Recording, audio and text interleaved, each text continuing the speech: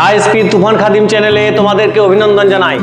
আজকে আমাদের আলোচনার বিষয় হলো আস্তিক ন্যায় দর্শন মতে অর্থাৎ মহর্ষি গৌতম এর দেওয়া সংজ্ঞা অনুযায়ী প্রত্যক্ষে লক্ষণ এবং সেই লক্ষণের অন্তর্গত প্রত্যেকটি পদ এবং পদের অর্থ। যারা বিএ ফার্স্ট সেমিস্টারে পড়ো বা একাদশ শ্রেণীতে পড়ো অথবা বিএ সেকেন্ড সেমিস্টারে পড়ো, সকলের ক্ষেত্রে কিন্তু এই নোট খুবই গুরুত্বপূর্ণ। তাহলে চলো বেশি কথা না বাড়িয়ে আমরা সেই নোটটিকে অ্যানালাইসিস করব এবং এই মহর্ষি গৌতমের দেওয়া প্রত্যক্ষের লক্ষণ এবং লক্ষণের অন্তর্গত প্রত্যেকটি পদের অর্থ জানার চেষ্টা করব।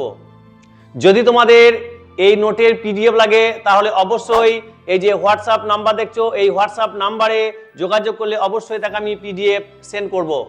আর এই রকম হেল্পফুল এবং জ্ঞানমূলক ভিডিও পেতে এই আইএসপি তুফান খাদিম চ্যানেলটিকে সাবস্ক্রাইব করে রাখো। আর যদি ভিডিও ভালো লেগে থাকে তাহলে অবশ্যই একটি লাইক দিও।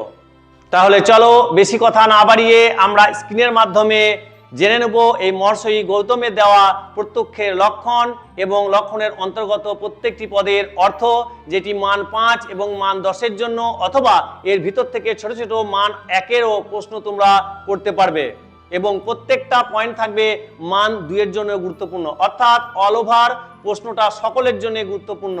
যদি তোমার সিলেবাসে এই ন্যায় দর্শন থেকে থাকে তাহলে অবশ্যই এই নোটটি তোমার জানা দরকার। দেখো, তাহলে আমাদের প্রশ্নটাই ছিল কি, ন্যায় মতে প্রত্যক্ষের লক্ষণ আলোচনা করো। এখানে মান 6 আছে, এখানে মান 5-এও করতে পারো, মান 10-এও করতে পারো, যে কোনো প্রশ্নের ক্ষেত্রে করতে পারো, বা ভিতরে যে পয়েন্টগুলো আছে প্রত্যেকটা পয়েন্ট মান 2-এর জন্যও কিন্তু লেখা যাবে যদি প্রশ্ন আসে, অর্থাৎ এই নোটটা খুবই গুরুত্বপূর্ণ। তাহলে আমরা একটা একটা করে পড়বো এবং এটা নোট আকারেই আমরা পড়বো। যেমন হচ্ছে প্রত্যক্ষে লক্ষণ প্রসঙ্গে ন্যায় সূত্রাকার মহর্ষি গৌতম বলেছেন, ইন্দ্রিয়ার্থ সন্নিকর্ষৎ পণ্যম জ্ঞানম অব্যাপ্য দেশম অব্যভিচারী ব্যবসায়ত্বকম প্রত্যক্ষম। অর্থাৎ সংজ্ঞাটা কি ছিল তাহলে? মহর্ষি গৌতমের দেওয়া যে প্রত্যক্ষের লক্ষণ, সেই প্রত্যক্ষের লক্ষণে বলা হয়েছে ইন্দ্রিয়ার্থ সন্নিকর্ষৎ পণ্যম জ্ঞানম অব্যাপ্য দেশম অব্যভিচারী ব্যবসায়ত্বকম। অর্থাৎ এই লক্ষণের অন্তর্গত, অর্থাৎ এই ইন্দ্রিয় ও বিষয়ের সন্নিকর্ষের ফলে যে অব্যাপ্য দেশ অব্যভিচারী ব্যবসায়ত্ব জ্ঞান হয় তাকেই প্রত্যক্ষ বলে। এই প্রত্যক্ষে লক্ষণটি বুঝতে হলে লক্ষণের অন্তর্গত প্রত্যেকটি পদের অর্থাৎ ইন্দ্রিয় অর্থ অব্যাপ্য দেশ অব্যভিচারী এবং ব্যবসায়ত্বক এই পদগুলির অর্থ জানা প্রয়োজন। তাই এই পদগুলির অর্থ সংক্ষেপে আলোচনা করা হলো। তাহলে এই নোটটা যদি পরীক্ষায় আসে প্রশ্ন এবং পরীক্ষক যদি দেখেন তাহলে সেই ক্ষেত্রে এই লক্ষণটা অবশ্যই তোমাদেরকে দিতে হবে এবং লক্ষণের অন্তর্গত পদগুলোর বিশ্লেষণ করতে হবে। লক্ষণের অন্তর্গত প্রথম যে শব্দ ছিল সেই শব্দটার নাম হচ্ছে ইন্দ্রিয়। কি ছিল না? ইন্দ্রিয়। তাহলে এই ইন্দ্রিয় কি আমাদেরকে জানতে হবে। অর্থাৎ বলছে ন্যায় মতে মোট ইন্দ্রিয়ের সংখ্যা হলো 6টি, অর্থাৎ 5টি বাহ্য ইন্দ্রিয় যথা চক্ষু, কর্ণ, নাসিকা, জিহ্বা, ত্বক এবং একটি অন্তরিন্দ্রিয় মন। ন্যায়মতে ইন্দ্রিয় বলতে এই 6টি ইন্দ্রিয়কে বোঝানো হয়েছে। ইন্দ্রিয় বলতে দেহের প্রত্যক্ষযোগ্য কোনো অবয়বকে বোঝানো হয়নি। বিষয়টা বলে রাখি, পাশ্চাত্য দর্শনে একমাত্র চার্বাকগণ ছাড়া বাকি সকল সম্প্রদায় 6টি ইন্দ্রিয়কে মেনে নিয়েছে। শুধুমাত্র চার্বাকগণ মন ইন্দ্রিয়কে মেনে নেয়নি। বাকি সকল সম্প্রদায় পঞ্চম জ্ঞানেন্দ্রিয় এবং অন্তরিন্দ্রিয় বা ষষ্ঠ ইন্দ্রিয় রূপে মনকে গ্রহণ করেছে। তাই ন্যায় দর্শন যেহেতু আস্তিক দর্শন, তাই ওনারাও কি করেছেন না ইন্দ্রিয় রূপে 6টা ইন্দ্রিয়কে গ্রহণ করেছেন। তাহলে এখানে কি ছিল না ইন্দ্রিয় বলতে দেহের প্রত্যক্ষযোগ্য কোনো অবয়বকে বোঝানো হয়নি। তাহলে এখানে হচ্ছে অবয়ব। এই অবয়ব শব্দের অর্থ কি? দেখো, প্রত্যেক সাবজেক্টের একটা নির্দিষ্ট কিছু শব্দ থাকে যে কোডে তারা কথা বলে।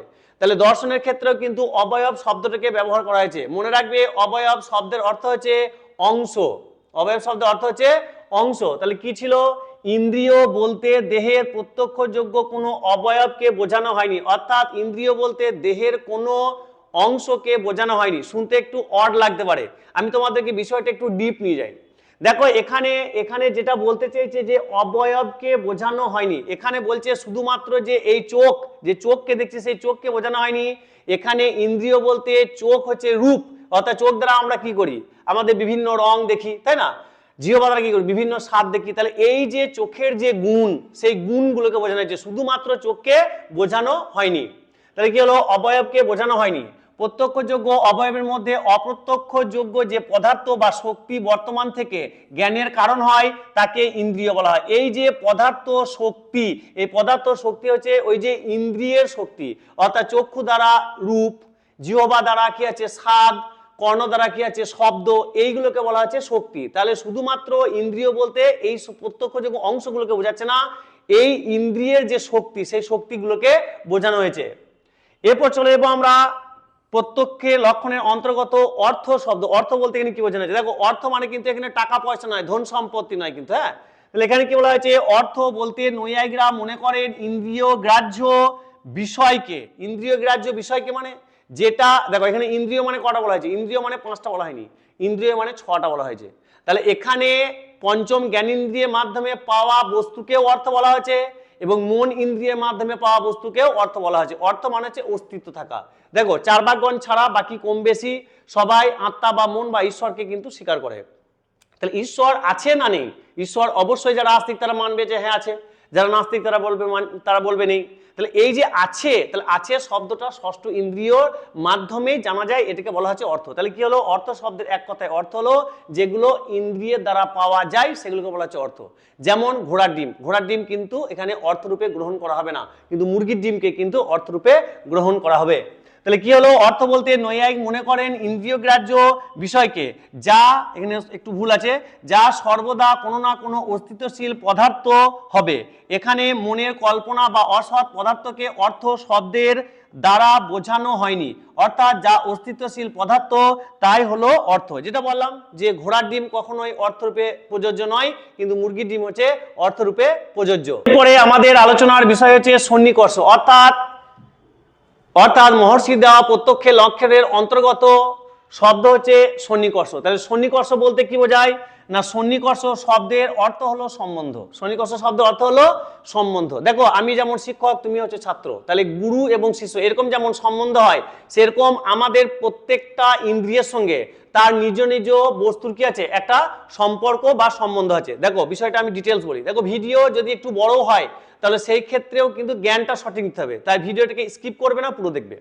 যেমন চক্ষু ইন্দ্রিয়ের সম্বন্ধ কি, চক্ষু ইন্দ্রিয়ের সম্বন্ধ হচ্ছে রূপ, স্বাদ, মিষ্টি, তেতো, ঝাল কার সম্বন্ধ, জিহ্বার সম্বন্ধ।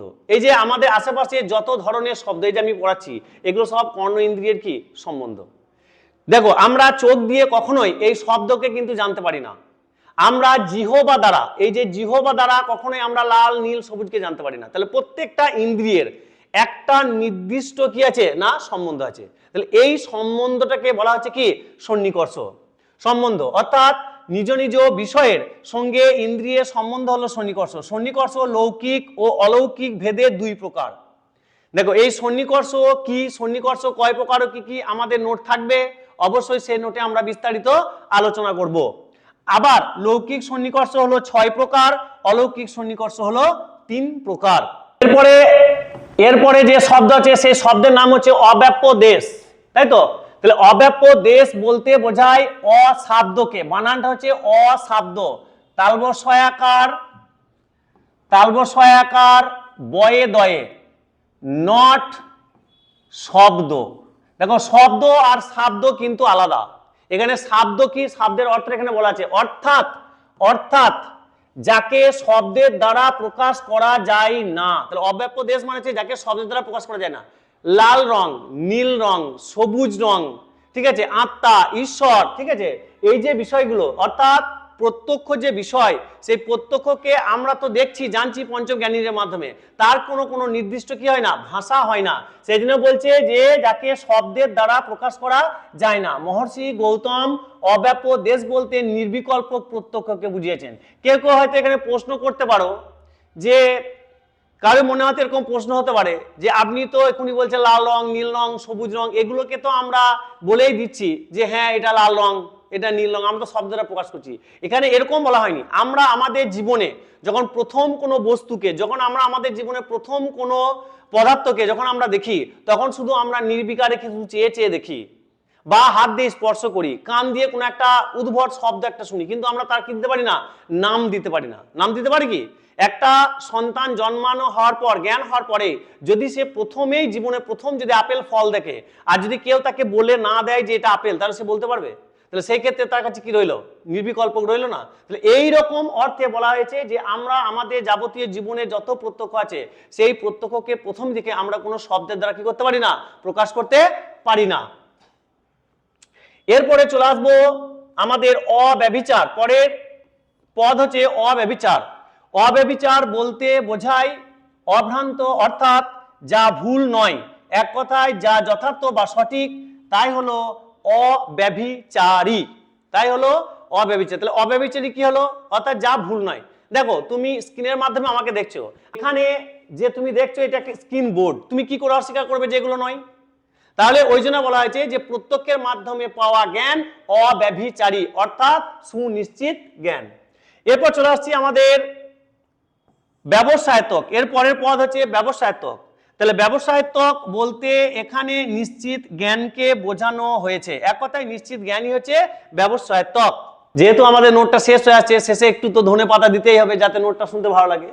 অর্থাৎ সুতরাং মহর্ষি গৌতমের মতে ইন্দ্রিয়ের সঙ্গে বিষয়ের সন্নিকর্ষের ফলে যে অসাধ্য, অভ্রান্ত, সুনিশ্চিত জ্ঞান হয় তাকেই প্রত্যক্ষ প্রমাণ বলে। এই ছিল মহর্ষি গৌতমের দেওয়া প্রত্যক্ষের লক্ষণ এবং ওই লক্ষণের অন্তর্গত প্রত্যেকটা পদের আলোচনা। এটা শুধু একটা আলোচনা নয়, এটা একটা নোট, 5 নম্বরের বা 10 নম্বরের, সেক্ষেত্রে তোমাদের কাজে লাগবে। যদি এরকম কোনো পাশ্চাত্য অথবা ভারতীয় দর্শনের নোটের অ্যানালাইসিস তোমাদের দরকার হয়, তাহলে অবশ্যই তোমরা কি করবে না, কমেন্ট বক্সে জানাবে। আমি অবশ্যই সেই প্রশ্নের উত্তর এবং ভিডিওর মাধ্যমে তোমাদেরকে দেওয়ার চেষ্টা করব। আজকের মতো এই পর্যন্ত, আবার দেখা হবে পরের ভিডিওতে।